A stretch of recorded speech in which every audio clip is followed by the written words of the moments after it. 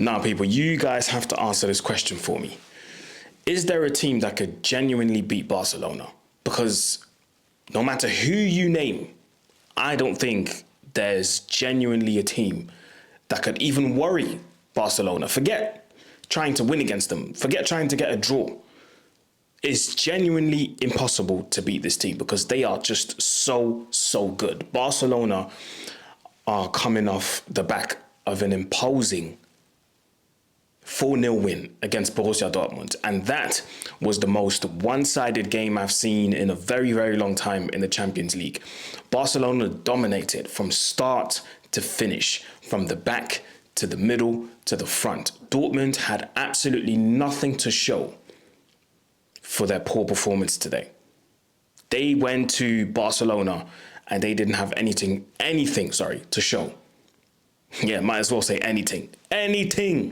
Nothing aguan for Dortmund. They were inferior on all fronts. The physical aspect, the tactical aspect, in terms of being clinical, in terms of creating chances, everything Dortmund tried to throw at Barcelona today just did not work. And full credit to Barcelona, full credit to Hansi Flick, once again showing that his system, the system that he implemented from the start of the season, worked once again.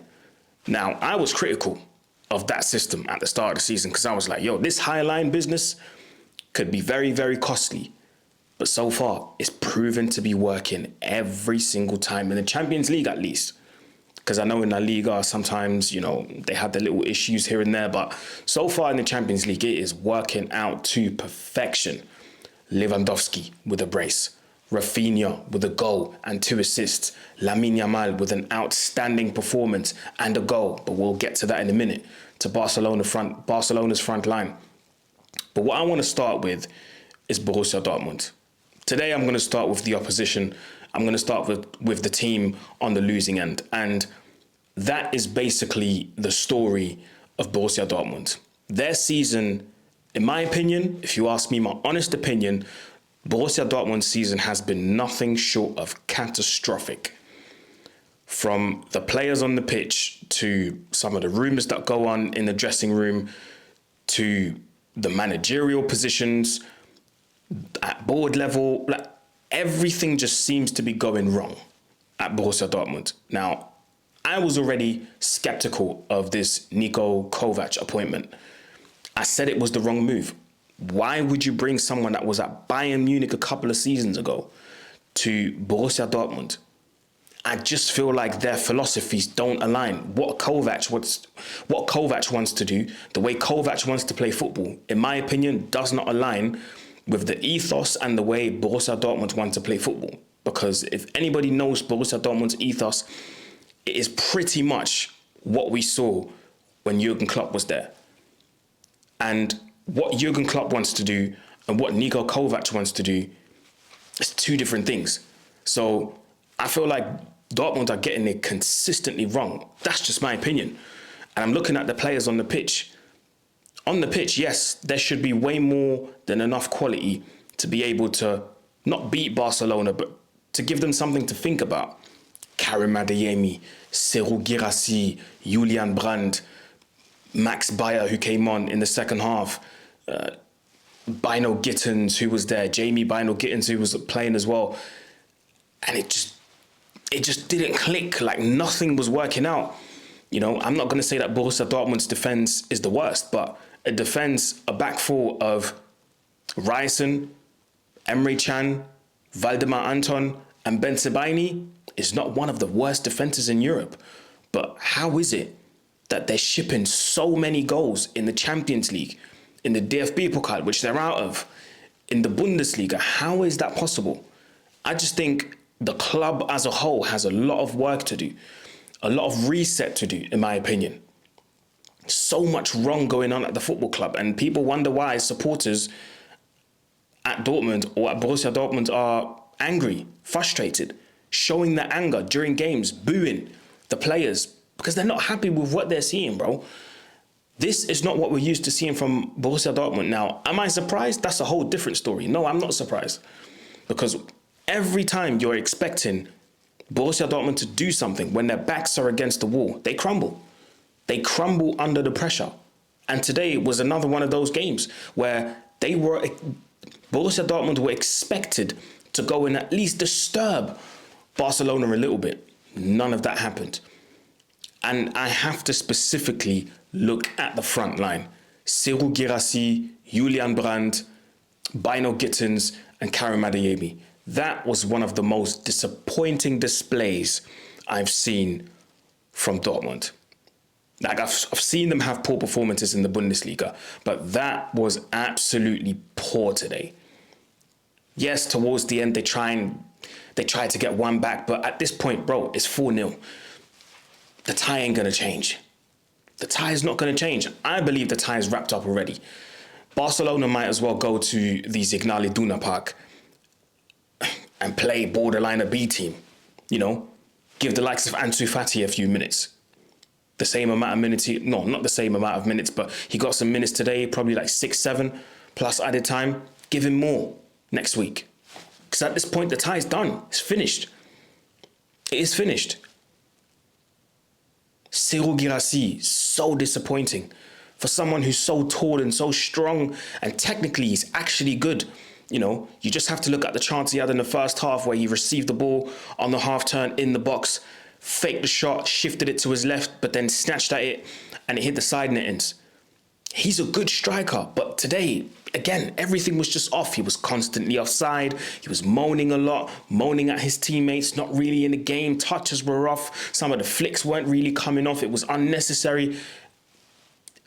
Today, you can't say, I'm not trying to hear that it was an off day, because on an off day, you don't play like this, bro. You just really don't. And in the Bundesliga, bro, they're facing Bayern Munich on Saturday. Lose that game, they've got 41 points now in the Bundesliga. They're 8th. Lose against Bayern on Saturday, Bayern go up, or stay up, I should say, at the top of the table with 71 points if they win. And Dortmund could drop down as deep as 12th. 12th, you know. Borussia Dortmund. I ain't trying to hear nothing, bro. I'm not trying to hear anything about Borussia Dortmund. That was borderline embarrassing, if I'm really honest. Like, we know Barcelona were good, but it shouldn't have been this easy for Barca to win. It shouldn't have been. It shouldn't have been. And it wouldn't surprise me if at the end of the season there's a review on Kovac's tenure. It wouldn't surprise me because, bro, come on, man. They're not going to qualify for anything next season. Now tell me, how are you going to keep certain players? Gittins wants to leave. How are you going to keep the likes of Adeyemi, who was rumoured to leave in the summer already, in talks with Napoli? But, you know, I don't know what happened. Talks broke down and he stayed at Dortmund. Like, yeah. Story of Borussia Dortmund, honestly. Such a poor display, man. Such a poor display. The game's wrapped up already. The tie is done. I think Barcelona are going to go through to the semis and Dortmund are not going to be able to do anything. Now, it would take a massive turnaround for Dortmund to do, Barcelona to get knocked out. But I can't see that happening.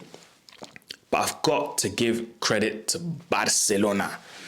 Barcelona, coolers, més que un club. Today we really saw Barcelona was més que un club.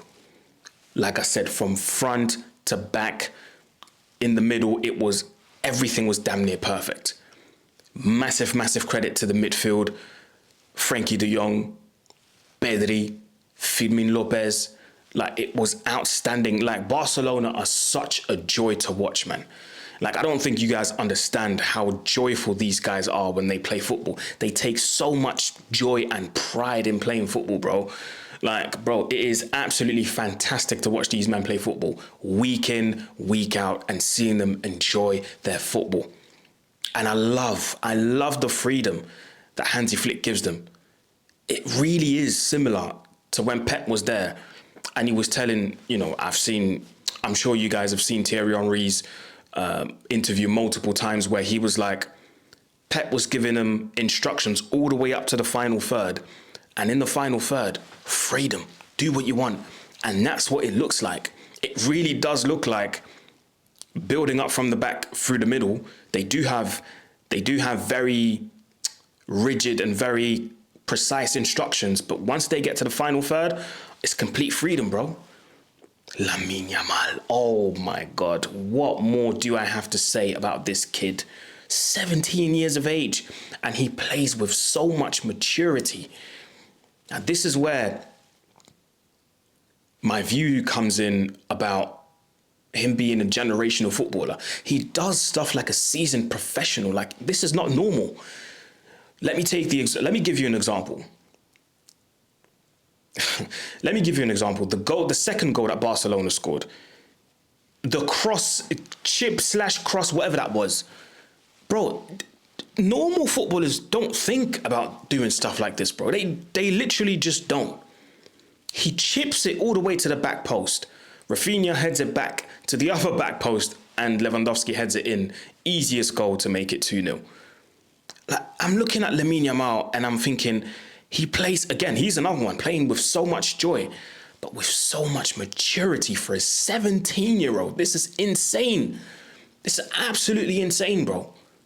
He is, yeah, what a talent. What a talent. Exceptional, exceptional footballer. In the first half, he was even having fun doing the flip-flap, doing the Ronaldinho skill. Forget it, man. The kid is unbelievable. Unbelievable. Can you imagine the fact that this guy still has such a long career ahead of him? It's absolutely insane, bro. Absolutely insane. Barcelona's front three is ridiculous. Extremely ridiculous. Rafinha, Ballon d'Or conversations. He needs to be in there.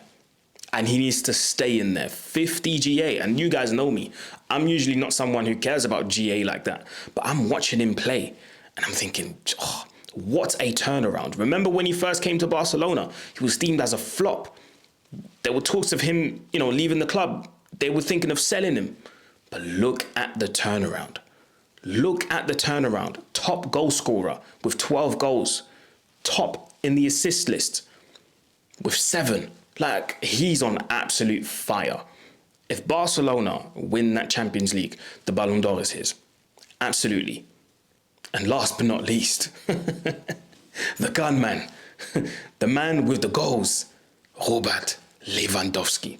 Still doing it. Still doing it at that age. Crazy stat for you, for the stat merchants out there. He's played against Dortmund. Was it? Yeah. He played against Dortmund 28 times since leaving them. Was it in 2013, I believe? No, was it 2013? I'm chatting rubbish. I think it was It must have been 2013, yeah. 2014, maybe? Anyway, you guys will correct me in the comments anyway if I'm wrong. But yeah, thanks for correcting me if I am wrong. Since leaving Dortmund, Robert Lewandowski has faced Dortmund 28 times and he scored against them 29 times. This guy loves scoring against Dortmund, And you know what I like the most? Every time he scores against them, he celebrates like it's his first goal, bro. Oh, I absolutely love it. Oh, I absolutely love it. That front three, Lewandowski, Rafinha, Yamal, best front three in Europe, by far. Yeah, these guys are on absolute fire, man. I can't see this tie changing. I can't see any of this changing, bro. This is done. It's finished. So listen, let me know what you think in the comment section below, man. Who was your man of the match? Did you like seeing Ansu Fati coming back on after all of these games where he got left out? Finally back on the pitch. That was nice to see as well. So, yeah, man, listen, Dortmund, lots of questions to be asked, lots of things to be fixed, and Barcelona march on. So yeah, if you reach the final of this video, go in the comment section and type in Lamine Yamal Superstar. Type that in the comment section so I know you made it till the end. Anyway, people, this is the end of the video. Thank you for watching. It's road to 16K Q&A celebration video dropping on Friday night. Like, share, comment, subscribe, and I'm out. Peace.